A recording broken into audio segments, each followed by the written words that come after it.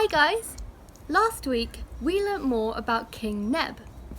The last thing we heard was about Shadrach, Meshach and Abednego in the fiery furnace.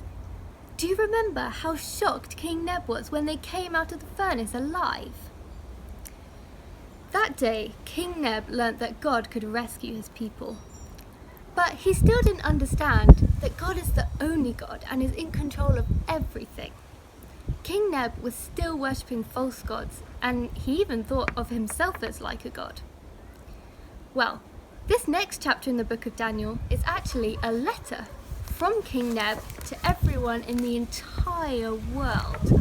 Whoa, this letter must be important. Let's see how it starts.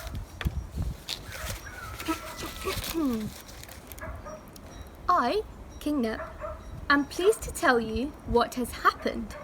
The Most High God has done miraculous signs and wonders for me. His signs are great. His wonders are mighty. His kingdom will last forever. His rule will never end. Wow, King Neb had never given God that much praise before. Something big must have happened. What was it? Well, King Neb says in his letter that he had a terrifying dream.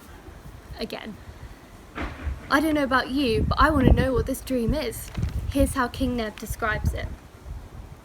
I looked up and saw a tree standing in the middle of the land. It was very tall. It had grown to be large and strong. Its top touched the sky.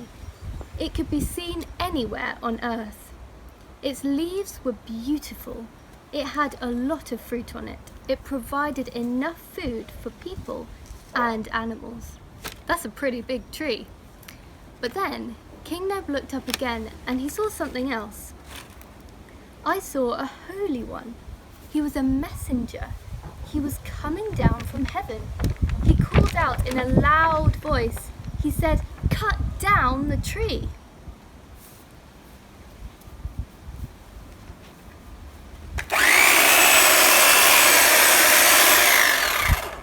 Break off its branches, strip off its leaves, scatter its fruit. Let the animals under it run away. Let the birds in its branches fly off. But leave the stump with its roots in the ground. Oh, talk about saving the environment. I wonder what it all means. Well, King Neb wondered that too. So he asked Daniel to interpret the dream for him. Here's what Daniel said. Your Majesty, you are that tree. You have become great and strong. Your greatness has grown until it reaches the sky. Your rule has spread to all parts of the earth. That's pretty good news for King Neb. But it gets bad when Daniel tells him the rest. The Most High God has given an order against you. You will be driven away from people. You will live with the wild animals. You will eat grass just as an ox does. You will become wet with the dew of heaven. 7 periods of time will pass by for you. Then you will recognize that the Most High God rules over all kingdoms on earth. He gives them to anyone he wants. Daniel then urged King Neb to repent of his sin and do what was right. Whoa, God clearly was warning King Neb that he needs to repent of his sin or he'll end up destroyed like the tree. You see, King Neb had been very prideful, which means he thought too highly of himself. He thought that he was the greatest ruler instead of God. God was patient with King Neb, but he still did not turn to God. Instead, this is what King Neb said. Isn't this the great Babylon I have built as a place for my royal palace? I used my mighty power to build it. It shows how glorious my majesty is. King Neb is boasting a lot here. He thought he had built the kingdom by his might, when really it was God who had given it all to him. King Neb thought that he didn't need God, so God taught him a lesson. God removed King Neb as king.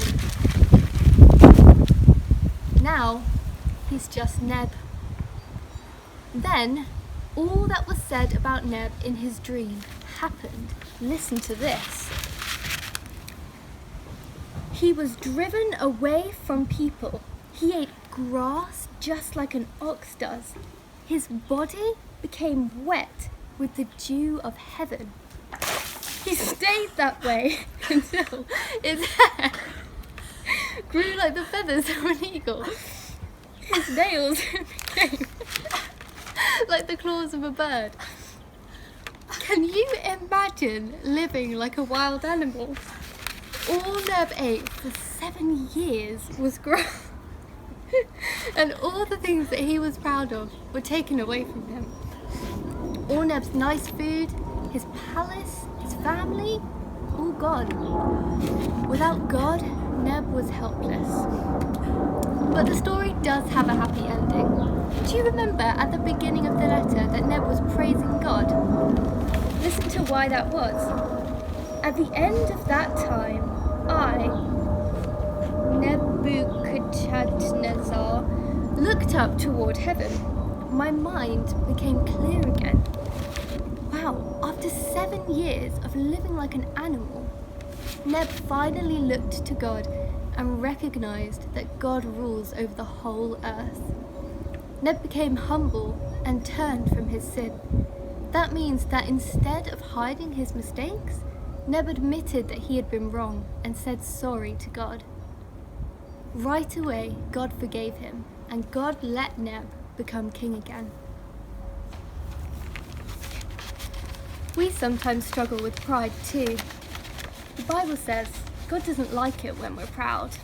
It's important to remember that we can't control our own lives and we do need God to rule over us. It's good to be happy when we achieve something, but the only thing we should ever boast about is knowing God. Without Him, we are helpless because He is the only one who gives us everything that we have, and He can take it away too.